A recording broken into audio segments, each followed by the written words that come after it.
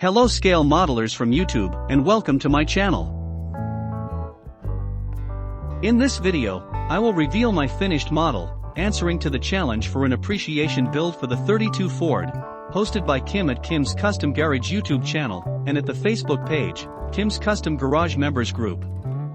This appreciation build challenge started on February 15th and ends on June 15th. The kit I used was this 1932 Ford Phaeton from AMT, number 6899, in 1/25th scale. I built a custom version, but not exactly like the one in the box top. Let me start by show you my building process.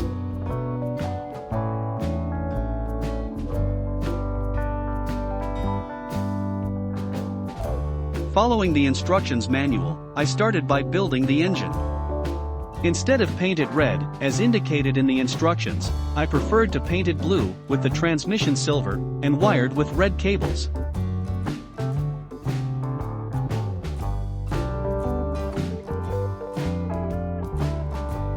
After the assembly of the front and rear suspensions into the chassis, I painted these parts with Vallejo Hobby Paint Primer Black, and then I dry brushed them with silver paint, to highlight the details.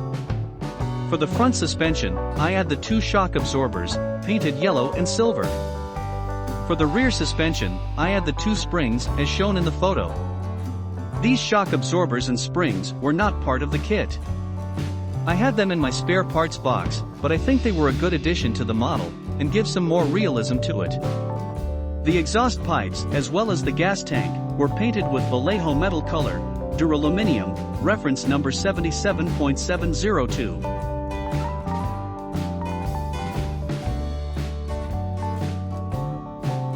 The engine can be glued now to the chassis, and the interior can be assembled.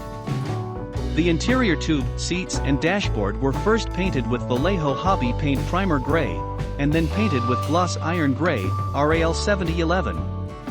The interior floor, I painted with Vallejo Model Color Matte Black, reference 70.950, and then I cover it with black flocking, to give it a carpet look.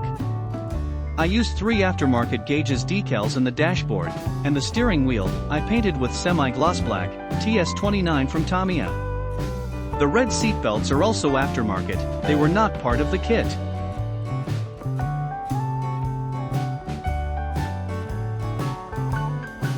The rooftop was painted with Vallejo Hobby Paint Primer Gray, and then clear-coated with matte varnish.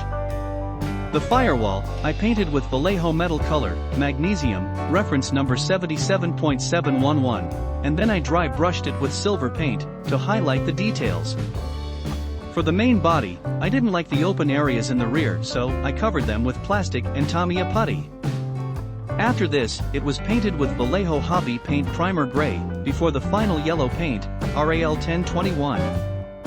I decided to paint the body with yellow, because over yellow the kit decals will have a better contrast.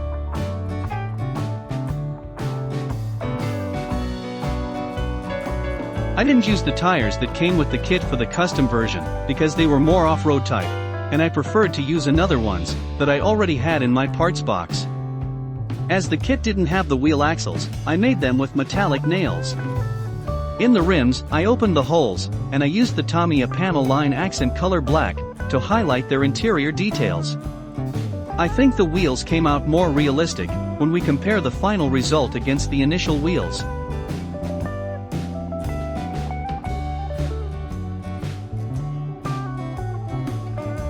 After paint yellow the body, the hood, and the radiator cover, I placed the decals, and to seal them, I clear-coated with Vallejo acrylic gloss varnish, reference number 28.530. After dry, I glue the body and the radiator to the chassis.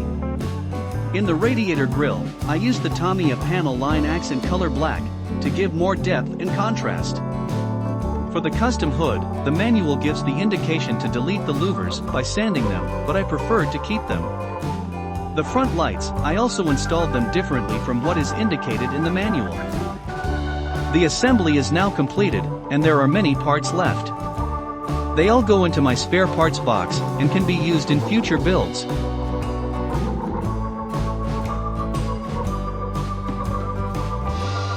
This is not a difficult model to build, but you should test fit the parts before assembling, and the parts also have many flash and mold lines that needed to be cleaned.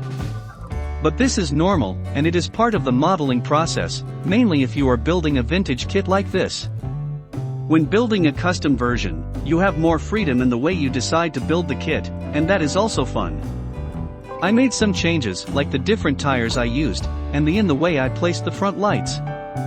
I also made some additions, like wiring the engine, the two bars between the radiator and the firewall, the shock absorbers for the front suspension, the springs for the back suspension, and the two red lights at the rear.